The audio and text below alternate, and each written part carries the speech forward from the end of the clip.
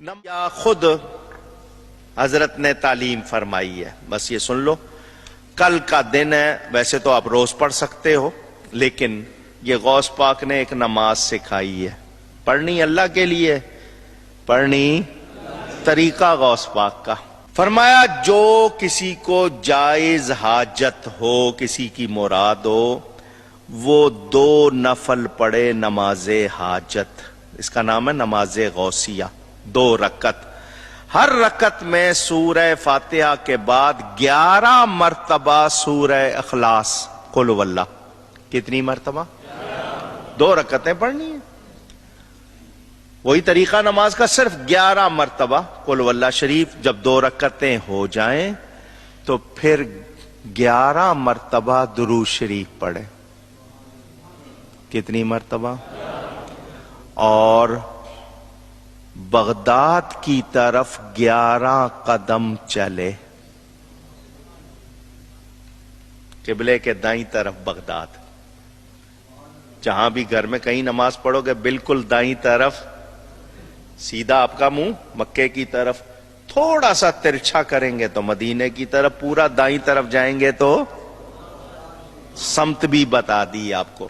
11 قدم چلے بغداد کی طرف، میرا نام پکارے، یا شیخ سید عبد القادر جیلانی شیئا للہ، اپنی حاجت بیان کرے، مجھے اللہ پر یقین ہے اللہ اس کی حاجت پوری کر دے گا۔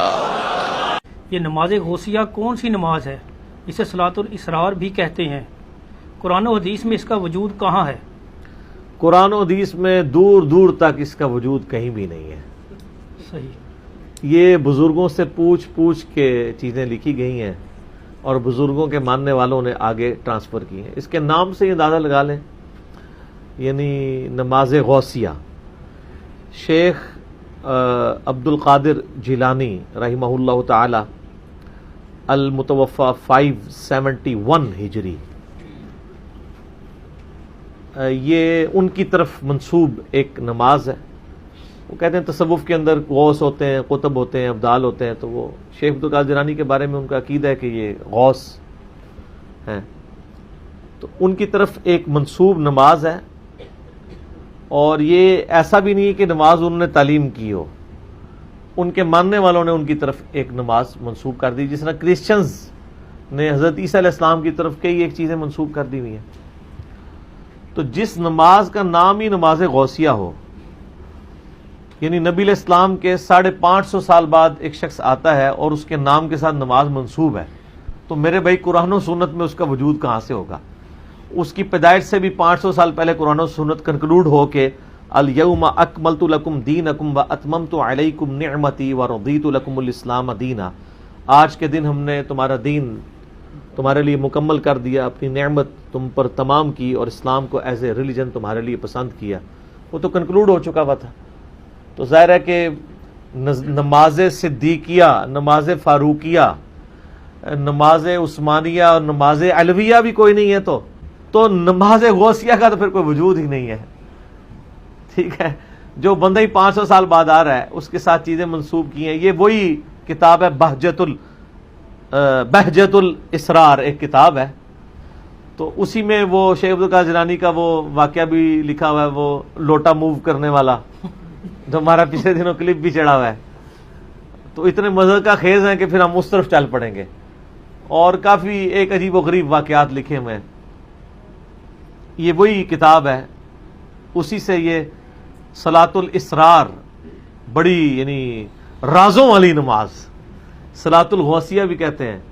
یہ شاہ عبداللہ محدث دہلوی صاحب بھی یہ نماز بیان کرتے رہے ہیں۔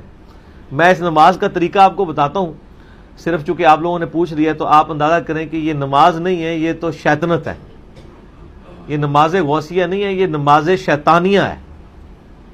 ٹھیک ہے، یعنی شیطان نے ان کو تعلیم کی ہے کہ جس میں آپ غیر اللہ کو دخل دے دیتے ہیں۔ یہ ہمارا ریسرچ پیپر ہے نا، دعا صرف اللہ ہی سے، ریسرچ پیپر نمبر 3، اس میں نماز غوثیہ کا سنت طریقہ لکھا ہوا ہے۔ کہتے ہیں نا 11ویں شریف دینے کا سنت طریقہ، تو گیارہویں شریف خود ہی بیچاری باہر ہے سنت سے، تو طریقہ کہاں سے سنت ہونا ہے؟ ٹھیک ہے نا. وہ پھر لکھا ہوتا ہے مزارات پہ حاضری کا سنت طریقہ. مزار تو ہوتے ہی نہیں تھے نبی الاسلام کے مبارک زمانے میں، قبریں تھیں. تو یہ بھی ہے جناب نماز غوثیہ کا سنت طریقہ انورٹڈ کاماز میں سنیں. اس کے پیج نمبر 4 پہ میں نے نقل کیا ہے. یہ فضائل سنت میں بھی لکھا ہوا ہے الیاس قادری صاحب نے، اور بہار شریعت میں احمد بریلوی صاحب کے جو خلیفہ خاص ہیں مفتی امجد علی صاحب، بہار شریعت فقہ حنفی کی انسائکلوپیڈیا، اس میں نماز غوثیہ کا طریقہ نفلی نمازوں میں لکھا ہوا ہے. وہ کہتے ہیں جس طرح صلاۃ الحاجات، صلاۃ التسبیح یہ سنت نمازیں ہیں، تہجد کی نماز، اشراق کی نماز، چاش کی نماز، اس میں انہوں نے ساتھ یہ بھی لکھی ہے بزرگوں کی نماز بھی، اور اس کا طریقہ لکھا ہوا ہے. لکھتے ہیں کہ حاجت پوری ہونے کے لیے صلاۃ الاسرار بھی نہایت ہی مؤثر ہے. اسے نماز غوثیہ بھی کہتے ہیں. اس کی ترکیب یہ ہے کہ بعد از نماز مغرب سنت پڑھ کر 2 رکعت نفل پڑھے، اور بہتر یہ ہے کہ الحمد کے بعد ہر رکعت میں 11 بار کل شریف پڑھے، کیونکہ اس تو بعد شرک بہت بڑا کرنا ہے، تو پہلے ہی بڑی بڑی توحید دا جڑا اسٹوریج کر لوے. ٹھیک ہے، زیادہ سی توحید اکٹھی کر لے انورٹڈ کاما میں. 11 بار قل هو اللہ احد پڑھے، سلام کے بعد اللہ کی حمد اور ثنا کرے، پھر نبی صلی اللہ علیہ وآلہ وسلم پر 11 بار درود و سلام عرض کرے، پھر عراق کی جانب 11 قدم چلے. یعنی پہلے قبلہ تھا خانہ کعبہ شریف، اب تھوڑا سا رائٹ پہ ہو جائے تو عراق کی طرف 11 قدم چلنے ہیں جی، کم زیادہ نہیں.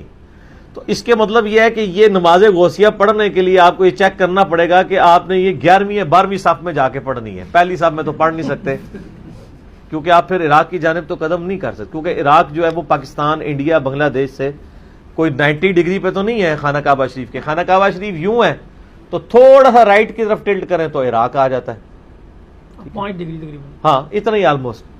تو اس کا مطلب ہے کہ آپ کو اب 11 قدم چلنے ہیں تو سامنے کم سے کم 8-10 صفحے تو چاہیے. چھوٹے چھوٹے قدم بھی اگر چلائیں تو آپ کو، یعنی اس پہ ویسے اس کو ان کا طریقہ لکھنا چاہیے کہ مسجد کی 12ویں صف میں ادا کریں، یہ بھی ہونا چاہیے. دیکھو اسی تو پڑھ لکھے بندے ہیں نا، تو اسی تو اور چیزاں بھی دیکھاں گے نا. ایک بندہ نیت کر بیٹھے جی تو سلام پہلے کہ اوہ ہوں 11 قدم کتنے چلا، پھر انہوں پیچھے جا کے نہیں. تو اس میں میرا خیال ہے ہم بزرگوں کے ماننے والوں کو مشورہ کریں گے کہ یہ غوثیہ، نماز غوثیہ کا طریقہ آپ کے بزرگوں سے تھوڑا سا اس میں کمزوری رہ گئی. اس کی نماز غوثیہ کی سنتیں اور آداب میں ایک ادب اور ایڈ کر لیں کہ مسجد، ایسی مسجد میں جائیں جس کی کم از کم 11-12 صفحے ہوں، اس کی آخری صف میں. پھر سترہ بھی سامنے رکھنا پڑے گا کیونکہ کوئی سامنے سے گزر نہ جائے. سترہ سامنے رکھیں یا کسی ستون کے پیچھے آپ پڑھیں، ہاں سین میں پڑھ لیں. پھر عراق کی جانب 11 قدم چلیں اور ہر قدم پر پڑھیں.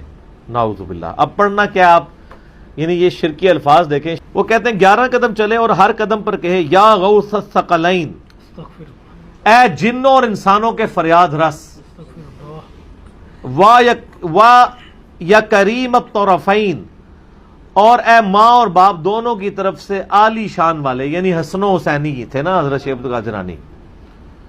اغثنی، میری مدد کیجئے، میری فریاد رسی کیجئے. ومددنی، اور میری مدد فرمائیے. فی قضاء حاجتی، اس حاجت کے پورا ہونے میں. یا قاضی الحاجات، اے حاجتوں کے پورا کرنے والے. لعنت اللہ علی الکاذبین ولا حول ولا قوۃ الا باللہ العلی العظیم. یہ سر یہ جو سلسلہ نقشبندیہ کے اندر جو ختم پڑھے جاتے ہیں نا، اور سلسلہ قادریہ کے اندر جو ختم پڑھے جاتے ہیں، ان میں وہ جو اللہ تعالیٰ کے لیے لفظ استعمال کرتے ہیں وہ یا قاضی الحاجات. ان کو یہ سمجھ نہیں آتی، ایک جگہ اللہ کے لیے استعمال کرتے ہیں، دوسری جگہ وہی الفاظ شیخ عبد القادر جیلانی کے لیے. جو فوت ہو کے جا چکے ہیں ان کو پتہ بھی نہیں ہے.